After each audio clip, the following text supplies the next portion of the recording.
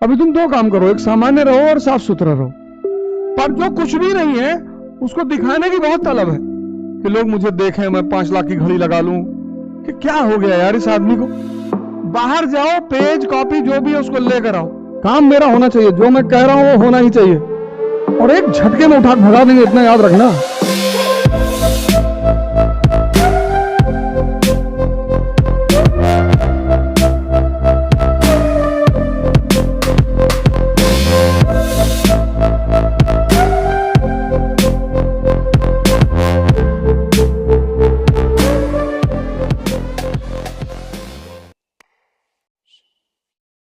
सामान्य रहो, सामान्य से कपड़े पहनो, सामान्य से।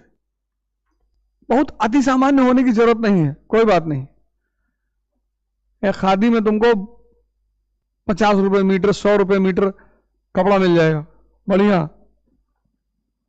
अभी तुम अति सामान्य होने की कोशिश मत करो कि लोग मुझे देखें, मैं 5 लाख की घड़ी लगा लूं, सीके का शर्ट पहन लूं। कोई फायदा नहीं है, अभी कोई फायदा नहीं है।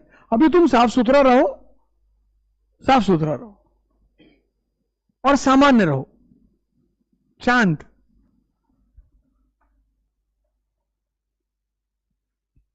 अभी तुम दो काम करो, एक सामान्य रहो और साफ सुथरा रहो।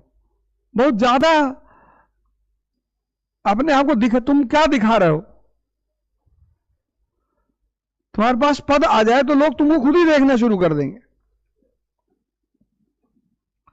तुम किसी पार्टी में गए और तुम 10 लाख रुपए का सूट पहने हो 15 लाख का, तो तुम कुछ हो ही नहीं। इसलिए जितने लोग कुछ नहीं होते वो कपड़े और गहने पे बड़ा ध्यान देते हैं। शादी विवाह में देखो, किसी आयुष को तुम नहीं देखोगे 4 चेन पहना हुआ है सोने की, 5 घड़ी अंगूठी पहना है ना, उसको जरूरत ही नहीं है। सिंपल उसने सूट डाली, शर्ट डाली, जीन्स पहना है, पैंट पहना, चला है। सब भाग रहे हैं उसके पीछे, साहब साहब नमस्कार साहब, एक बार आप हमारे मुंह पे थूके थे नवाबगंज में। अच्छा अच्छा। पर जो कुछ भी नहीं है उसको दिखाने की बहुत तलब है। तो जैसे रामचंद्र जी 14 साल जंगल में गायब हो गए, ऐसे तुम भी गायब हो जाओ। जो लोग तुम्हारे जीवन में विधायी बातें तुमसे करते हैं उनका छोड़ के सबका नंबर डिलीट कर दो। जो तुम्हारे मामा हैं, बुआ हैं, फूफा हैं और तुमसे अच्छी बातें करते हैं, तुम जब उनसे बात करते हो तो तुमसे वो विधायी बातें करते हैं। ये पैरामीटर बनाओ रिश्ता रखने, बाकी सबका डिलीट कर दो। कह दो हमारी नौकरी लग गई HCL में, हम दिल्ली जा रहे हैं, वो हम IAS की तैयारी नहीं करेंगे। सबको बता दो कि हम तैयारी छोड़ दिए। सब बेवकूफी का काम है, किसी का होता है नहीं।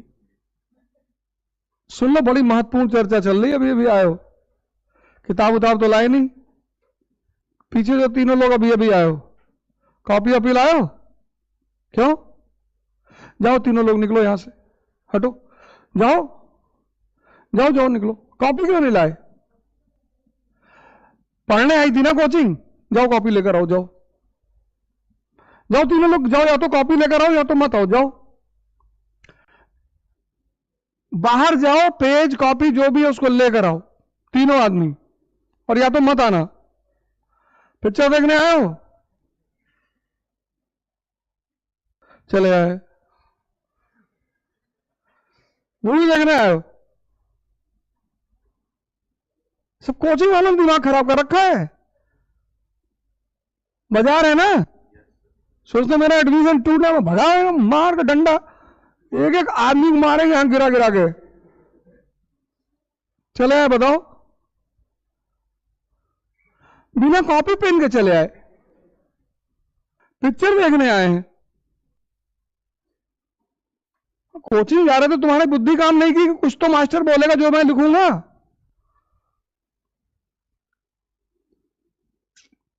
हिम्मत देखो।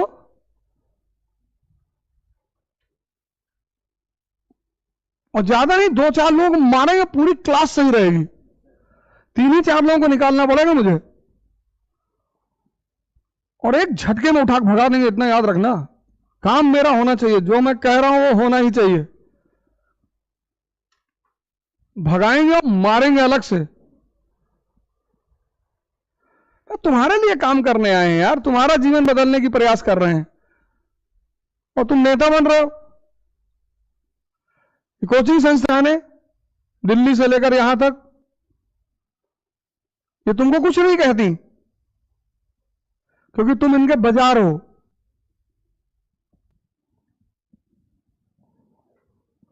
क्योंकि तुम इनके बाजार हो, बाजार। एक बार तुम्हारे जेब से पैसा ले लिया बस खत्म। इसलिए देखो, जब तुम एडमिशन लेने जाते हो तो तुम्हारे साथ कितना बढ़िया व्यवहार होता है, मॉल की तरह व्यवहार होता है, मॉल की तरह।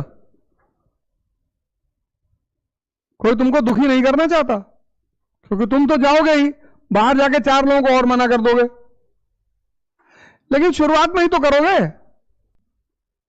एक बार अमृत बहने लगा, रिजल्ट आने लगा, फिर तुम किसी को अगर नुकसान पहुंचाना चाहते हो छोटा सा पहुंचाओगे, उससे ज्यादा नहीं पहुंचाओगे।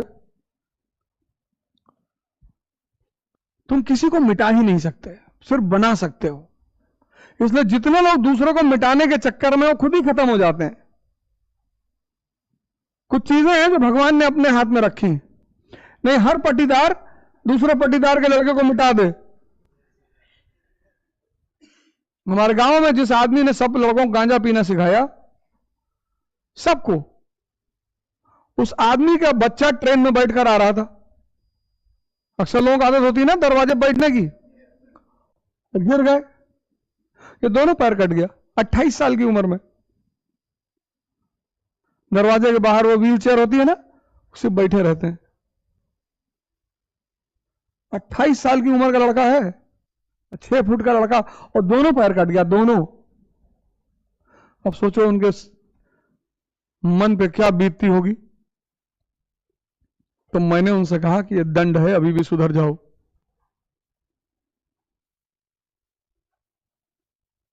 उनको तो हमको देख के समझ में ही नहीं आता कि क्या हो गया यार इस आदमी को।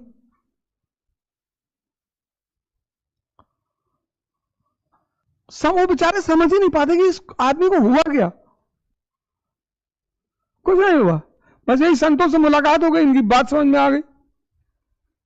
मैंने कहा ना, यथार्थ अड़गड़ानंद जी की गीता का नाम है और श्री हमारे गुरु जी का नाम है श्रीकांत यादव। 6.5 फीट हाइट है, 85 साल उम्र। क्लास में आ जाएंगे तो देखते ही रह जाओगे ऐसे, इतना तेज है चेहरे पे। 85 साल उम्र,